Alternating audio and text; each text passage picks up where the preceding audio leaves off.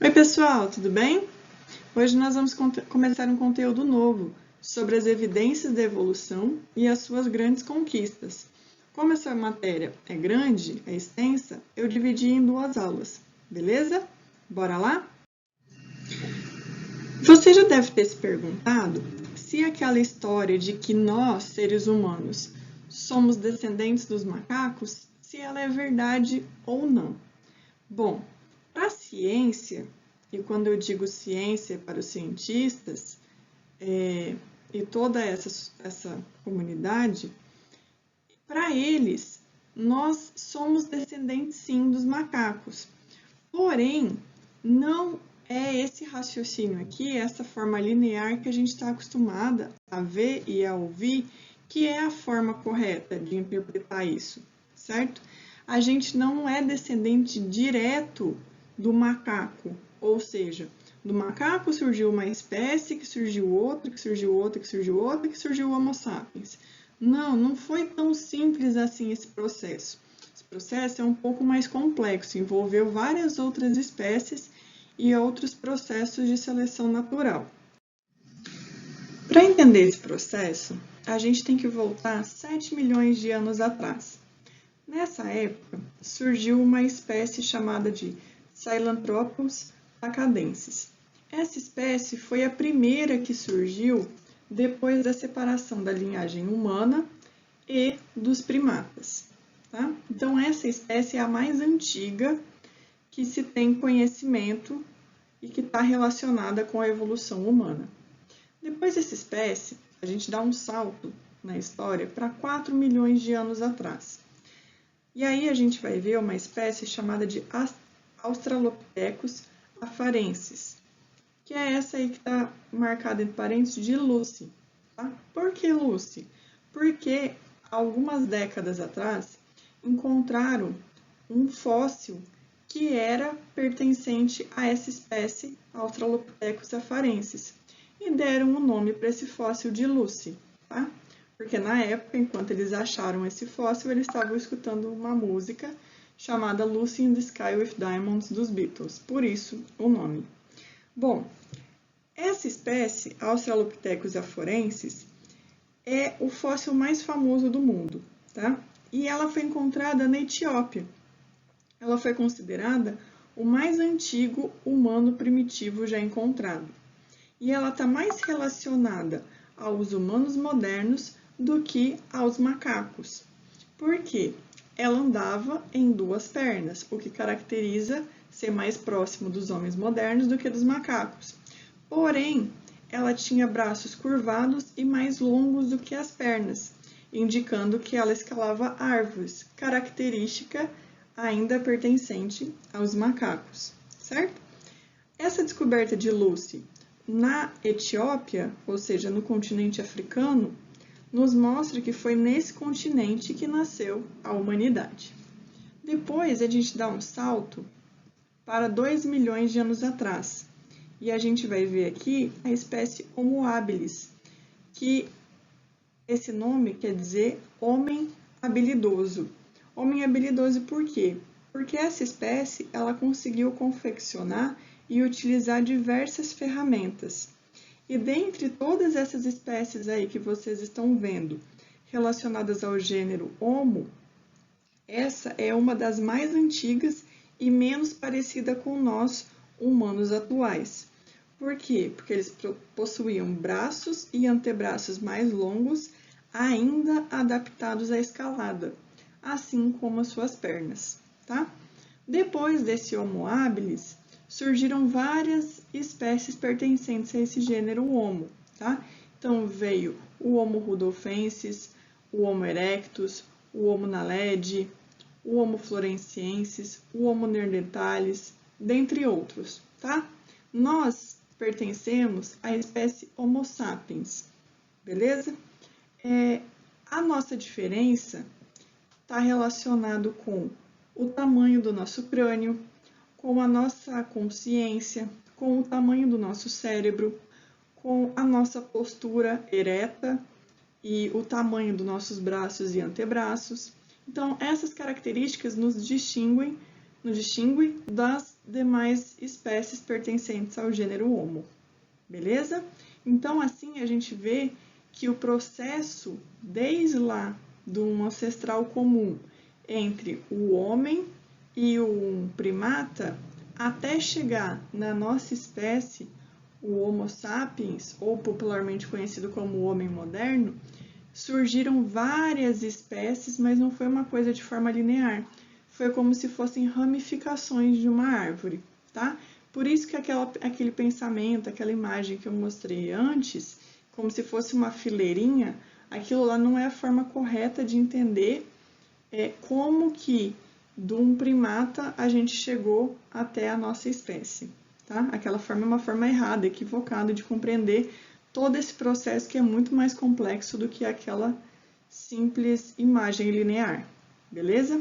Para vocês entenderem agora onde viviam as principais espécies dessa imagem aqui, onde elas se localizavam e como que elas influenciaram no surgimento da nossa espécie, vocês vão ver um videozinho, tá? Para entender melhor. Espero que ajude. E aí depois eu começo com um outro assunto. A espécie humana está acostumada a pensar que é a única do seu tipo no planeta, mas essa é uma realidade recente. Durante milhares de anos, nossa espécie conviveu com diversos tipos de humanos. Descobertas recentes na arqueologia situam a origem dos Homo sapiens bem antes do que imaginávamos, cerca de 300 mil anos atrás. De lá para cá, deixamos de ser uma espécie vulnerável a predadores para nos tornarmos o ser vivo de maior impacto no planeta Terra. Quem nos conta essa história é o pesquisador israelense Yuval Noah Harari, em seu livro Sapiens. De acordo com Harari, pelo menos 6 espécies de humanos conviveram durante milhares de anos, todas elas descendentes dos Australopithecus, nome que significa macacos do sul. Ao deixarem o sudeste africano, 2 milhões de anos atrás, os Australopithecus adaptaram-se às diversas regiões que habitavam. O leste asiático foi ocupado pelos Homo erectus, a mais longeva de todas as espécies.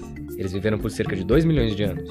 A ilha de Java, na Indonésia, foi habitada pelos Homo soloenses, adaptados ao clima tropical. Em outro lugar do Pacífico, a pequena Ilha das Flores abrigou os Homo floresienses, que por conta dos recursos escassos da ilha, não mediam mais do que 1 metro e não pesavam mais do que 25 quilos. Eles possuíam ferramentas feitas de pedra e se organizavam para caçar elefantes. Elefantinhos, claro. O Homo neanderthalensis, mais conhecido como Neandertal, surgiu cerca de 500 mil anos atrás e habitou a Europa e o Oeste Asiático. Eles eram mais robustos e musculosos do que nós, seus irmãos mais novos. E ainda existiram espécies como Homo ergaster, Homo rudolfensis e por aí vai. Em 2010, por exemplo, uma nova espécie de humanos foi descoberta na Sibéria, os Homo denisova. E essas são apenas as espécies sobre as quais já temos conhecimento. Quantas ainda não estão enterradas na história? Hoje só sobramos nós, os Homo sapiens. Por quê? Segundo o pesquisador, nós temos uma vantagem social e cognitiva excepcional em relação aos demais humanos, a capacidade de contar e acreditar em ficções. A ficção nos permitiu um nível de organização não vislumbrado até então em qualquer outra espécie. Ela fez com que indivíduos que não conheciam uns aos outros colaborassem em grande escala. Essa habilidade garantiu vantagens na disputa por recursos e alimentos contra outras espécies de humanos que colaboravam em grupos bem menores. A teoria mais aceita até agora é que os sapiens, já idênticos fisicamente aos humanos modernos, espalharam-se pela Península Arábica e rapidamente ocuparam a Eurásia, cerca de 70 mil anos atrás. Mas existem teses divergentes sobre a forma como isso se deu. De acordo com Harari, há 2 hipóteses principais. A teoria do cruzamento conta uma história de atração. Segundo ela, os sapiens cruzaram com as espécies que encontraram e os humanos de hoje seriam resultado desse cruzamento. Os europeus seriam em parte descendentes de neandertais, os chineses teriam parte de Homo erectus e assim por diante. Já a teoria da substituição conta uma história de repulsa. A ideia é que a superioridade dos sapiens na disputa por alimentos tenha resultado em escassez de recursos para os demais humanos. Isso teria gerado uma extinção lenta das outras espécies ou até mesmo guerras e genocídios. Estudos recentes descobriram rastros do DNA de neandertais em europeus e de denisovas em aborígenes australianos. É uma porcentagem próxima de 5% em ambos os casos, o que não prova nem invalida nenhuma das teorias citadas. Certo é que, onde os sapiens chegaram, as outras espécies acabaram sendo extintas. Como os únicos humanos ocupando o planeta, nos restaram apenas fósseis, ossos, ferramentas, um pouco de DNA e muitas perguntas sem resposta. Bom, agora a gente vai mudar um pouquinho de assunto. A gente vai ver sobre as eras geológicas, tá? é o seguinte: a idade da Terra, desde que ela foi originada até os dias atuais, é de aproximadamente 4,5, 4,6 bilhões de anos, tá? E aí chegou um momento que precisava organizar de uma forma prática, digamos assim, os acontecimentos que foram sendo estudados e através de fósseis e outras descobertas que foram percebendo o que ia acontecendo aqui no planeta Terra, tá? Aí, para isso, o que eles fizeram? Eles pegaram esse período de 4,6 bilhões de anos e chamaram isso como sendo um tempo geológico. Aí eles pegaram esse tempo geológico e dividiram em 4 éons, certo? O Adeano, o Arqueano, o Proterozoico e o Fanerozoico. Depois, eles pegaram esses éons e dividiram em partes menores, que são as eras. Depois, eles pegaram as eras e dividiram em partes menores, que são o período. Depois, eles pegaram o período e dividiram em partes menores, que são a época, tá? Então, cada uma dessas coisas aí possui um acontecimento que rolou no planeta Terra. Para você entender melhor quais são esses acontecimentos específicos, pega a sua apostila na página 327 que ele detalha. Tem detalhado lá, tá? Por que eu não coloquei aqui? Porque ia ficar muito pequenininho e vocês não iam conseguir enxergar. Para facilitar a compreensão de vocês, ao invés de eu ficar falando aqui, um Adeano, o que rolou nele? É um Arqueano, o que rolou nele? Ia ficar muito cansativo. Então, eu achei um videozinho na internet que mostra de forma bem prática quais foram os principais acontecimentos do planeta Terra, tá? Então, não se assustem, vocês não precisam decorar toda essa tabela, tá bom? Só estou mostrando para vocês falarem assim, nossa, eu nunca vi na minha vida, tá? Então, para vocês saberem, é mais ou menos essa organização, assim, do tempo geológico do planeta Terra, tá?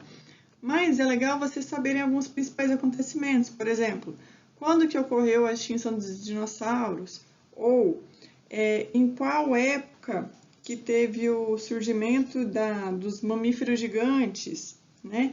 Entre outros acontecimentos marcantes aí do nosso planeta Terra. Então, bora assistir esse videozinho? O planeta Terra surgiu há cerca de 4 bilhões e meio de anos. É muito difícil mensurar quanto tempo é isso, porque o tempo geológico é muito diferente do tempo histórico, que conhecemos melhor.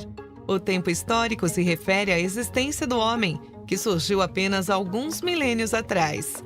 Se todo o tempo geológico, ou seja, a idade da Terra, fosse reduzida a um dia, as primeiras civilizações humanas teriam surgido nos últimos 3 segundos.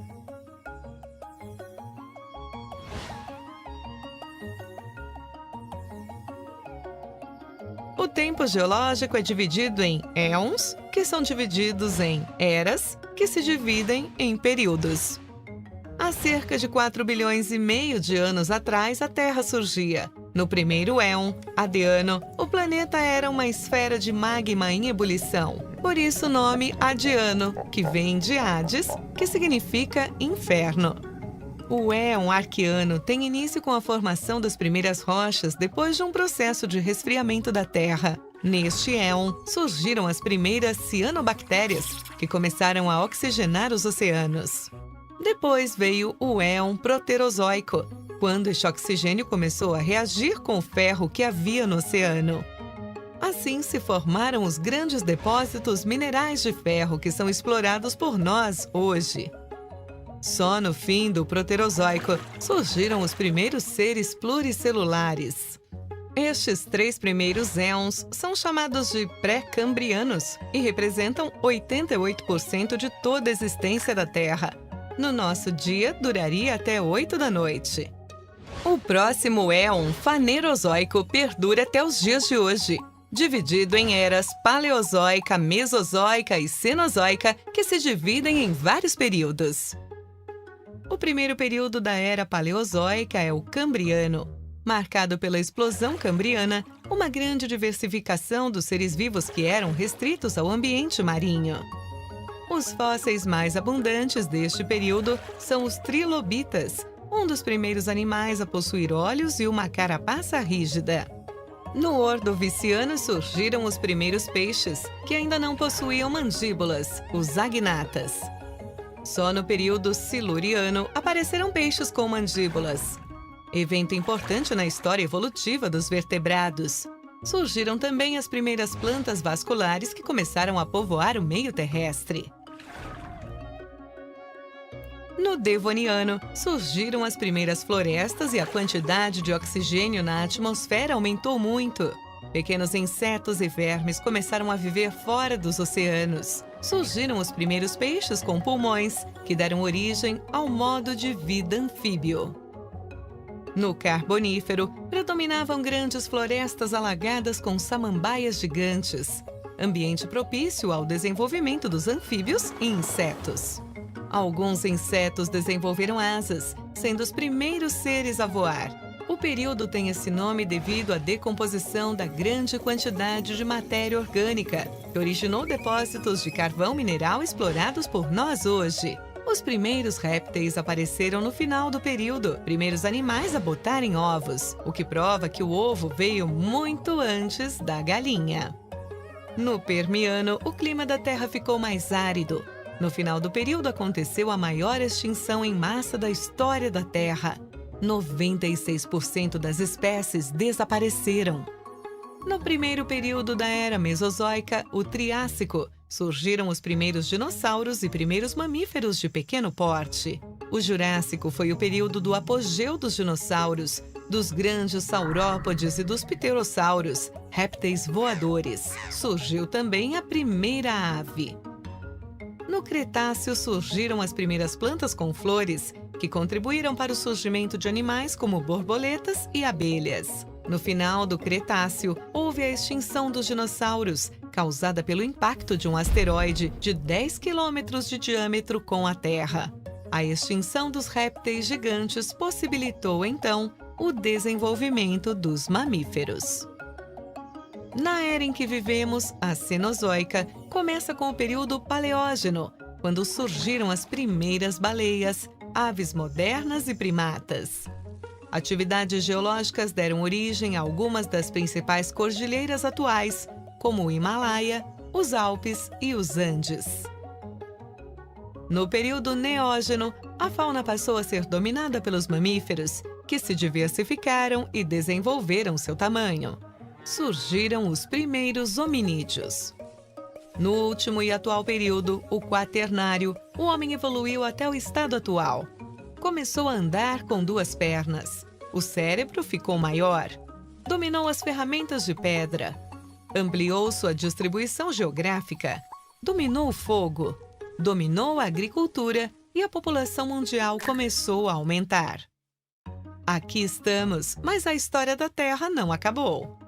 Todos os dias, espécies surgem e desaparecem. Gostamos de achar que o ser humano é o ápice da evolução. Mas a grande verdade é que estamos aqui há muito pouco tempo para nos considerarmos os donos do mundo, não é mesmo?